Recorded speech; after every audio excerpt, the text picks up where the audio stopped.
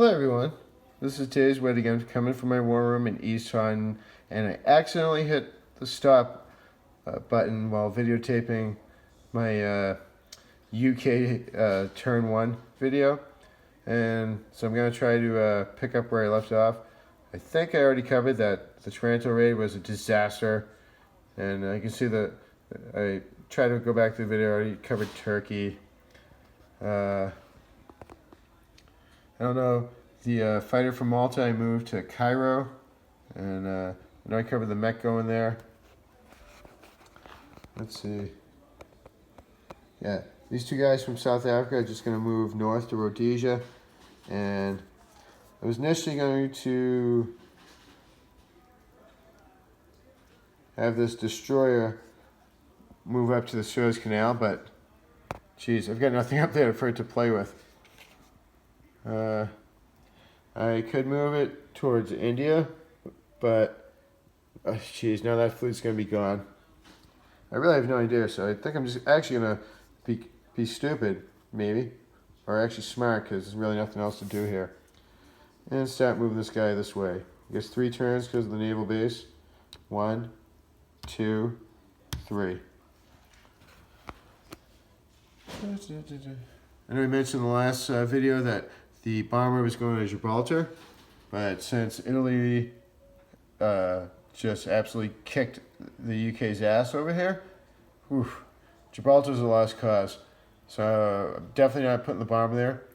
I could have, 4 fighters make it down there to help, but I could also lose them, or they could hold on to Gibraltar and temporarily delay Italy, but that's just going to make a huge invite to Germany to do Sea Lion.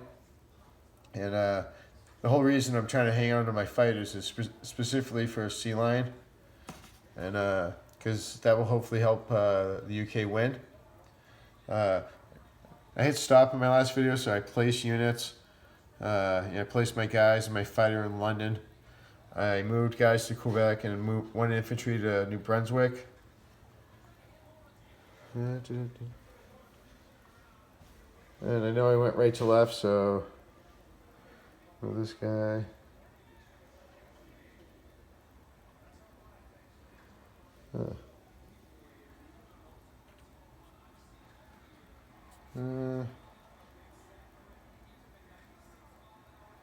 I should do something with that guy. He's that.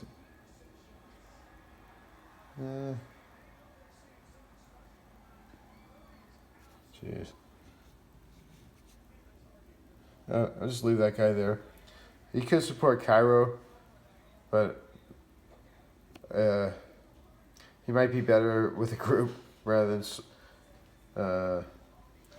solo, but it will slow Italy down some, but jeez. Because Italy's going to take that regardless.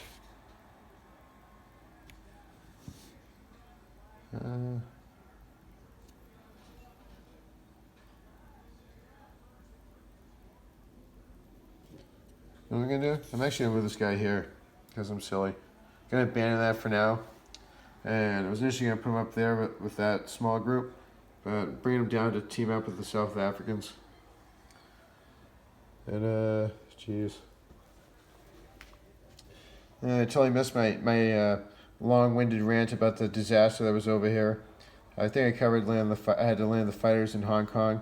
I was planning to land. I decided I was going to land in Malaya, but after doing the math, I didn't have enough turns. All my planes had to land in Hong Kong, so that's where they are. And we'll see what Japan does next. Who does Japan want to fuck up next? I think I hopefully covered all my movements here. Just pieces moving to the left, right, etc. Forget all these pennies over here because my attacks went horribly wrong, and as such, my non-combat movements changed.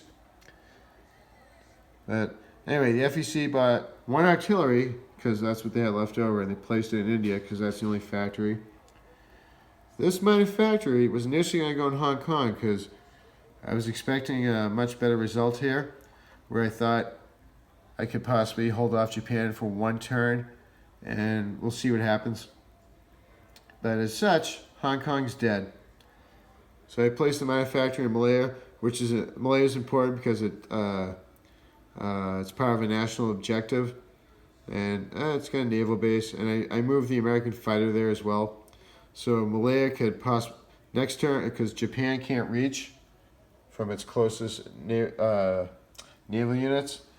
So the FEC is going to be able to drop 3 units there on their next turn, and that should actually make Malaya formidable, depending on what the FEC can buy, which is not much right now. But they are getting an additional 5 IPPs for the national objectives of, I think it's Malaya and Kwangtung.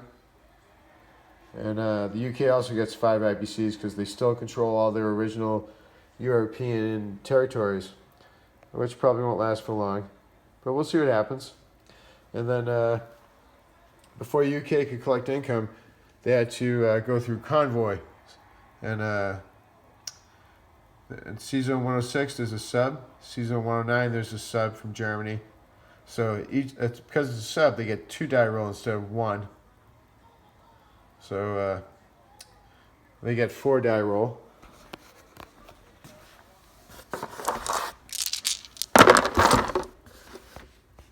Three threes and a 5.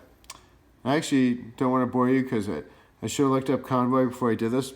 I didn't. It'll probably take me a while to flip through the book to find it. I won't make you follow. But after this, I'm going to look it up and figure out how much the UK lost, if any.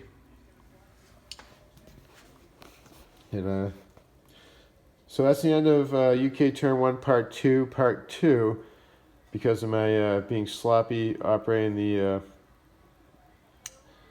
camera here. That's it. Good night, guys.